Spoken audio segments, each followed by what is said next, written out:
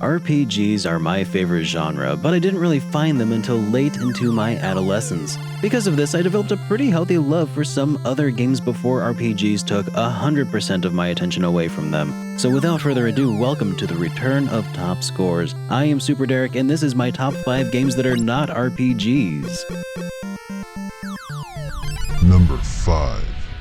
I remember back in high school heading to the local arcade and losing all of my tokens to the Tekken 4 machine day after day after day. It was the first and last arcade to really hold my attention since the Ninja Turtles arcade game back at Showbiz.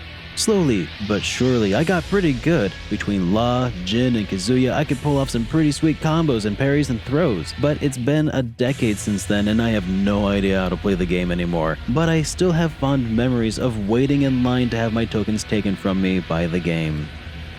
Number 4.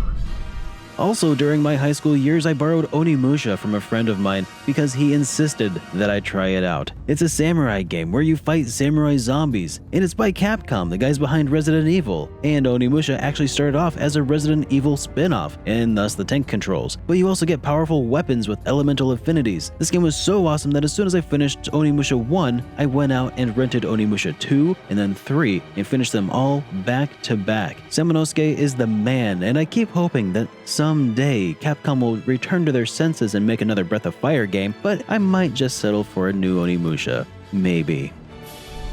Number 3.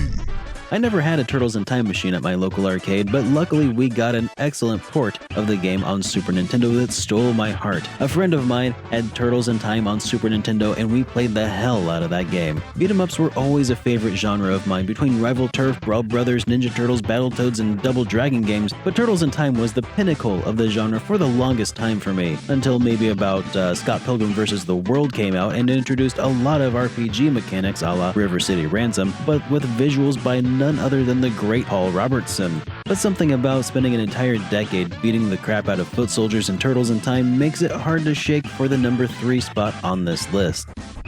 Number 2. Again, a game from my high school years comes barging into this list, and while GTA 3 and Vice City were strong contenders, nothing feels quite so good as Grand Theft Auto San Andreas. San Andreas featured a character progression system, character customization, side missions, an extremely engaging plot hook for the main story, and extremely frustrating first-person shooting portions that suck. Oh my god, I wish I was a PC gamer for this game. Playing these missions with a mouse would have made this section child's play. But the game also featured gang territory wars that generated revenue with which you could buy bigger and badder weapons and cars and even car mods. The game borrowed heavily from Western RPGs, so much so that it almost feels like a cop-out answer for this list. Number 1.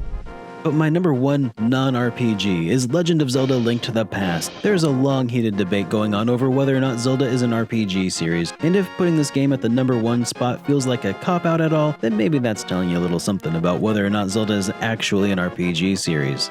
And okay, for everyone else who thinks Zelda is an RPG that I just ticked off, I've got a different number 1 spot for you, just for you guys. Number 1.